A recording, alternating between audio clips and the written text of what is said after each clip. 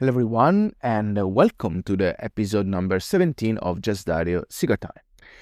Today, we are going to talk about Nvidia again, but we are going to focus on Nvidia fraud Pandora's box that is now open. If you're interested in my analysis of Nvidia earnings published earlier this week, and you missed my previous podcast on the topic, I included the link to it in the comment of this one, along with the related article. Because today, we're not going to talk about that, but we're going to talk about the news that, quote unquote, coincidentally, came right after Nvidia earnings. And the news was about 3 men in Singapore arrested and charged with allegedly illicit shipments of electronic hardware in violation of United States export control rules. This article didn't mention important names, didn't mention Nvidia, didn't mention DeepSeek. Although, the journalists that reported the news didn't take a long time to connect the dots with these specific companies. And what I find incredibly remarkable is the type of crime that these people are being charged. Basically, these people, they've been importing electronic system, saying that the system were meant to be bought and delivered to a company in one part of the world. Instead, they were bought and delivered for another company in another part of the world. I'm quite curious, to see what kind of justification Nvidia manager or Nvidia middleman, although Nvidia Singapore Pte. Limited is a very big entity for the company right now, and is so important that Nvidia itself, in its 10K report, listed this entity as critical for the overall operations, along with Mellanox Networks and the US subsidiary of Nvidia International.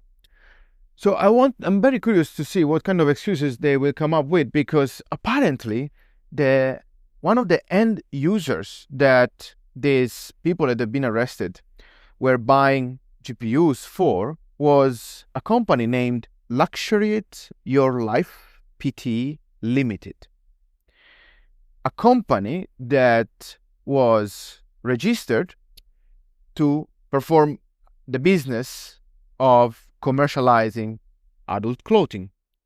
This is very hilarious, isn't it? So Nvidia has always been so vocal, saying that themselves and their partners have been always observing US export restriction and in general, overall rule and regulation of the countries they were operating. And yet we find that one of their clients that apparently was receiving super high-tech GPUs was a company apparently engaged in selling adult clothing. So let me ask a question now. How can people genuinely trust company that explicitly set its operations up in order to hide where its products are being shipped? And sorry, it's not Dario anymore saying that, because as I highlighted earlier this week, for the first time in the first audited 10K, Nvidia explicitly said, and not in just a small disclosure anymore about something that might happen or not, but explicitly said that of all the revenues reported as sold in Singapore, only 2% of the goods purchased were effectively shipped into the country. Furthermore, Nvidia along the auditor are saying that the rule that they're using to account for the geographical relation of the revenue is based upon the billing location not where the GPUs are effectively shipped. I mean, are we joking here? This is like completely unheard of, and clearly this is not a stretch of or just an interpretation of the accounting rule currently in place. This is a brand new shenanigan that PwC and Nvidia put together in order to hide the extent of the fraudulent activities that have been perpetrated. And I'm honest here. When I read those lines, I couldn't not think about very similar cases in the past, like Enron or WorldCom or so on, where all these like high flyers were in reality not only cheating on their operation, but helped to cheat by their auditors. And in case you think this is only restricted to Singapore, I'm sorry, but this is not the case. Because as I have been saying for a very long time, the exact pattern, the exact behaviors, and the numbers that do not add up can be observed on Nvidia operations reported as Taiwan, where the company has been selling like tens of billions of GPUs every quarter, while in reality the country buys only a fraction of them. So all in all, roughly 40% of the GPUs that Nvidia sells cannot really be traced to the end user. And you want to really convince me that the company has nothing to do with proactively going around rule and regulations that are supposedly placed upon its business? Are you trying to convince me that the company is not hiding something here? Of course they are. And the funny thing is that they even say it, but so far no one cared. But I tell you why they will start to care. They will start to care because once you start arresting people, and then these people will start talking and implicating others, so on and so forth, till the whole fraudulent activity, structure, Ponzi scheme, whatever, is being exposed. And this is not a matter of if, but it's a matter of when and its speed. And surely this is gonna impact roughly 40% of Nvidia revenues, because you can not objectively have an idea where they're selling those. And fun fact, in this 40% is not included China, because there is a disclosure about what amount of revenue the Nvidia sells to China in compliance with rules and regulation every quarter. So we're talking about a huge portion of the financial statements that are now significant under question. And you should not be surprised to start seeing more and more volatility on this stock, with more and more people, in particular in this institutional side, starting to feel uncomfortable about this, because no matter how strong the narrative, no matter how you want to stick your head into the sand, if you start feeling the fire getting closer and closer to your butt because your head is in the sand, at some point you want to unstuck it and check it out and perhaps run away, right? If this wasn't enough, there is another element that is putting the remaining part, the other half of Nvidia revenues under threat. And this element is called DeepSeek. The company that already created havoc in the whole honky-dory narrative, carefully crafted in the years in order to convince everyone that you needed a bigger and bigger data center stuffed with hundreds of thousands of GPUs consuming a biblical amount of electricity in order to build AI models that will change the world, benefit the society, blah, blah, blah, all that kind of bullshit. DeepSeek broke into the scene and completely shattered that narrative. And people, of course, didn't give up immediately, right? They started to, come out with counter-arguments, whatever, that it's not possible that they only develop a model with 6 million and blah, blah, blah, and all this crap. Okay, whatever, we already discussed about that. But now, this past day, they effectively came out with a model and pricing, considering that everything is open source, so can be replicated by other people. as long as they have their own infrastructure and see for themselves. And at the pricing that DeepSeek charges to access its model, that is a tiny fraction of what other competitors like OpenAI price, they make 5 times the revenues compared to their costs. Meanwhile, the likes of OpenAI burned $9 billion in the past year to lose $5 billion. And they have no sustainable path to being business sustainable and profitable operations. Things became so ridiculous for OpenAI this week that Sam Altman came out with an announcement that they're going to release the new ChatGPT 4.5 model, whatever. And he stated explicitly, this model is not going to be as good, it's not going to be benchmark, has been also incredibly expensive to develop.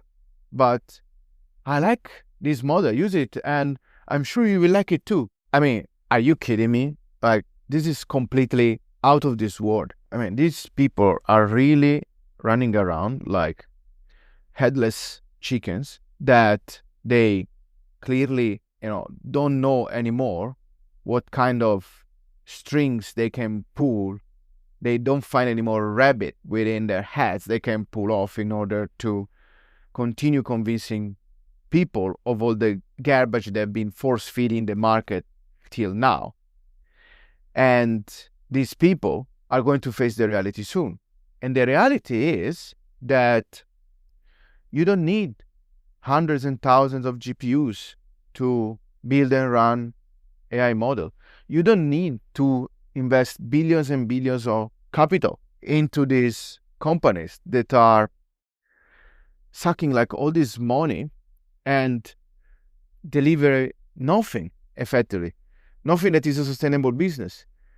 And that you might also argue about the barrier of entry to this business, because this LLM model, AI model of first generation, whatever, are popping up left and right like mushrooms, and people can barely charge anything for them. So if they don't have a small, lean, and nimble structure, it's very hard to deliver any profitability whatsoever. So considering the development in Singapore on one side, and considering the development on the business side caused by DeepSeek, both of them greatly impacting Nvidia business, is anyone surprised about the rumors that are becoming louder and louder on orders cancellations for high-end chips production in Taiwan? And clearly there are not that many high-end chips produced in Taiwan. The reference is cleared on GPUs.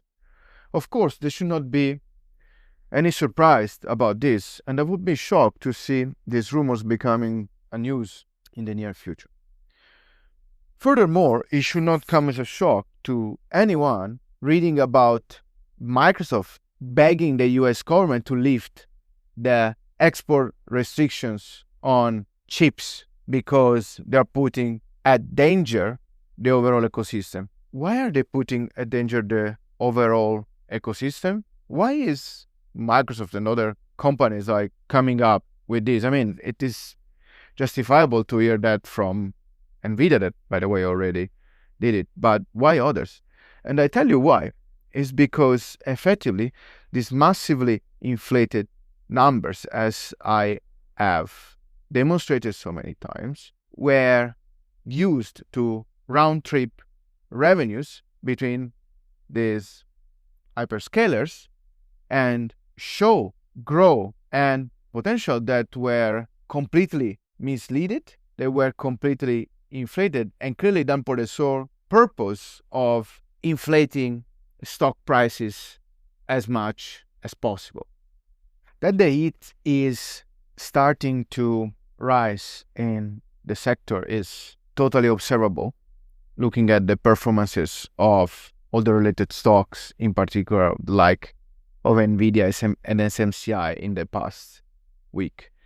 When SMCI published, their 10K and 10Q, whatever, the stock roared in after hours. Like everyone was so joyful, blah, blah, blah.